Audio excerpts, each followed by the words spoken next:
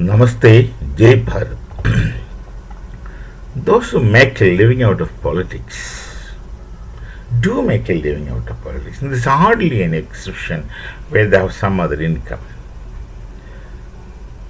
They don't do anything except politicking and then making a living in the sense making a comfortable living. But strangely, a good amount of them, I don't know how percentage, but a good amount of them have no conscience in the sense that they live on the people of a nation through politics. I'm confining myself to my nation and their kind of activities. There are examples in front of us of politicians, political leaders doing anything with absolutely no regards to the nation society and its people. They take the people for granted, all right, that's what they normally do, but they also take the society and the nation society for granted. Why should I say this? Because look at the Waqf law. Now, the Waqf is a law, has come out. And look at West Bengal. These West Bengal politicians who are in rule now, they make a living. They get to power. They make a living out of politics, all right.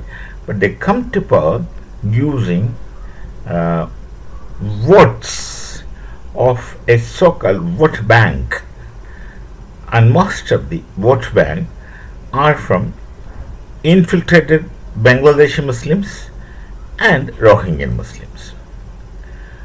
The present ruling factor of West Bengal, they have allowed these people to get in voluntarily and then finally made them voters and obtained their vote from a large area. This had been going on, and this is the vote bank that ensures they are coming to power. They disregard the Bengalis, who are the real people of West Bengal, disregard them, and they just don't care what happens to the Bengali, what happens to the Bengali sentiments, what happens to the Bengali culture, and what happens to Bengali everything. Those who head this political leadership and their associates just don't care.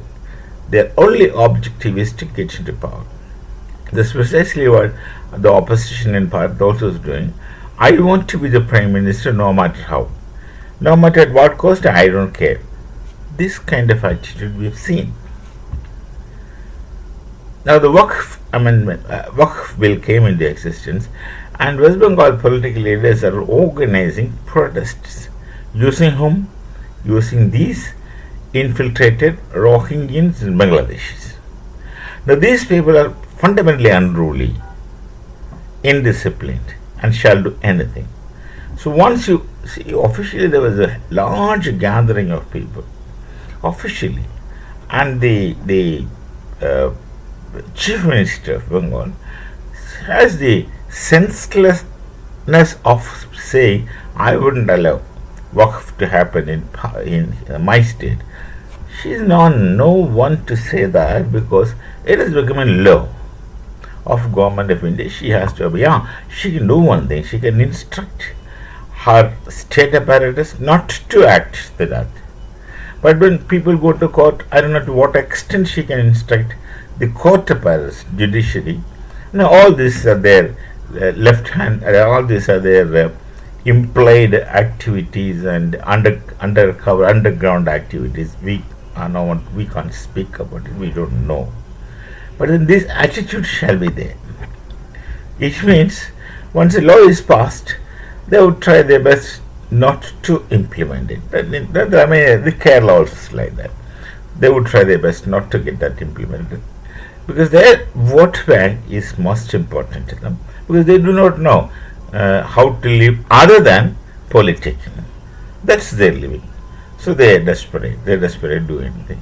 Now this organized such massive rally, and then what shall happen is fundamentally unruly people, fundamentally indisciplined people, fundamentally a group of people who don't belong to the society, They're essentially outsiders and shall remain outsiders for a long time.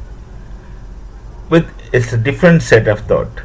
Many of them are sleeper cells of terrorist organizations. Many of them are funded that way. Many of them are facilitated that way. And there are such people. See, in a whole pot full of milk, you put one drop of poison, the entire milk gets rejected, confused. Same is the case. You organize a mob, and among them there are 10 sleeper cells. That's more than sufficient to create a huge riot, destruction and death for common people, just because of the nitwit thinking of vote bank politics of some filthy politician. This is precisely what's happening in West Bengal. This word is too mild to use filthy politicians. Yes, filthy politicians. They speak and do organize people. And then once the whole thing is started, it's something like the ghost that is let out of the jar. And when, if things go out of hand, it can go to any extent. The people would riot. And riot is what? Go and loot. Those who never could enter a decent restaurant, they'll go break the glasses, go in and eat what's there kept. This is what you see in Bangladesh. And these people are typically Bangladeshis. You see in Bangladesh, they're attacking KFC. They're attacking McDonald's if they have. They're attacking any shop in that name. They officially were supposed to attack foreign. And these idiots thought Bata is brother of Tata. Bata is not a Bharatiya company. It's not an Indian company, it's a European company.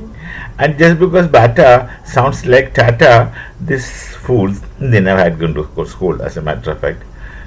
They started destroying that Bata buildings also, thinking that Bata is somewhere related to Tata. That kind of foolishness is ignorance. They used the opportunity. They had been, most likely, they have been looking at these restaurants where people go in cars, sit and eat and come back. And when they got an opportunity, they break it and go inside and pick up things and eat.